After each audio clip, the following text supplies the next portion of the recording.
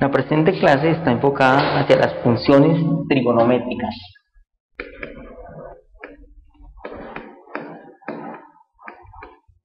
De triángulos rectángulos. De triángulos.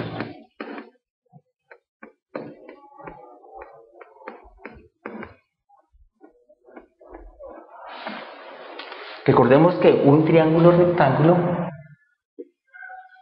es una figura geométrica que se compone de un triángulo, de un ángulo de 90 grados y tres lados. Estos tres lados, vámonos entonces esto como A, B y C, los vamos a llamar de la siguiente manera. El lado AB con respecto al ángulo θ va a representar el cateto adyacente y lo vamos a expresar o representar como CA. El lado BC nos representa el cateto opuesto con respecto al ángulo θ y lo vamos a denotar como CO. Y el lado AC representa la hipotenusa del triángulo. Por lo tanto, para solución de triángulos rectángulos podemos utilizar básicamente el teorema de Pitágoras, donde establece una relación entre los tres lados de la siguiente manera: AC al cuadrado es igual a AB al cuadrado más BC al cuadrado. Dicho de otra manera, la hipotenusa es igual a la raíz de el cateto adyacente al cuadrado más el cateto opuesto al cuadrado. Entonces esta es una identidad o ecuación o fórmula que nos permite solucionar cualquier triángulo rectángulo. Por otra parte, tenemos las definiciones básicas de las funciones trigonométricas, que son las siguientes. Seno de θ se define como la relación entre el cateto opuesto sobre la hipotenusa. Coseno de θ es la relación entre el cateto adyacente y la hipotenusa. Y tangente de θ es la relación entre el cateto opuesto y el cateto adyacente.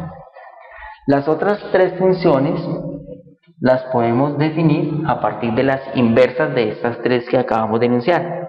De esta manera, tangente es el inverso de la cotangente y lo podemos expresar como el cateto adyacente sobre el cateto opuesto. La secante de θ es el inverso de la función coseno. Esto es entonces que secante de θ se define como la hipotenusa sobre el cateto adyacente. Y por último, la cosecante, que se define como la inversa del seno, se puede expresar como hipotenusa sobre cateto opuesto.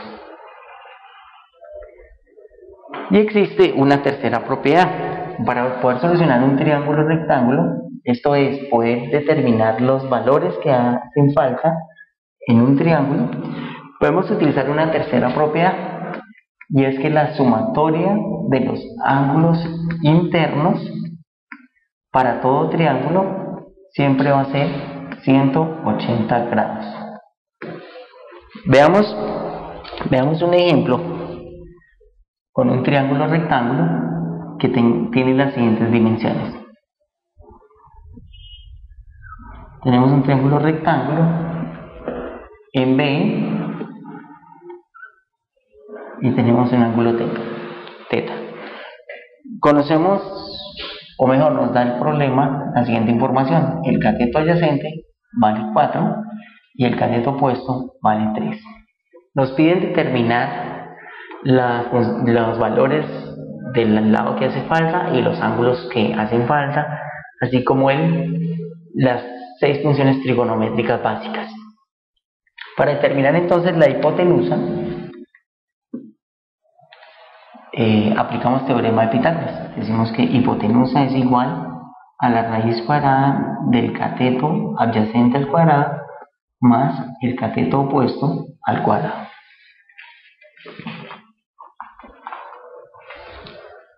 Tenemos entonces que esto es igual a la raíz cuadrada de 16 más 9, y 16 más 9 es igual a la raíz de 25.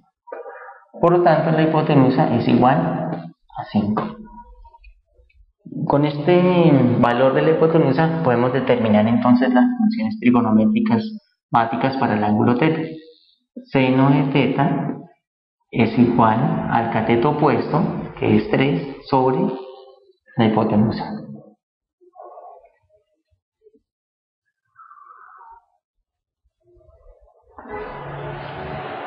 Coseno de θ es igual al cateto adyacente sobre la hipotenusa.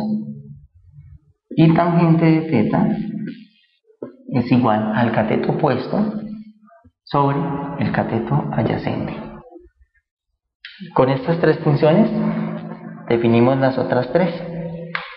Entonces podemos establecer que cotangente de θ es igual al inverso, es decir, 4 sobre 3. Secante de θ es igual a 5 cuartos. Y cosecante de θ es igual a 5 tercios.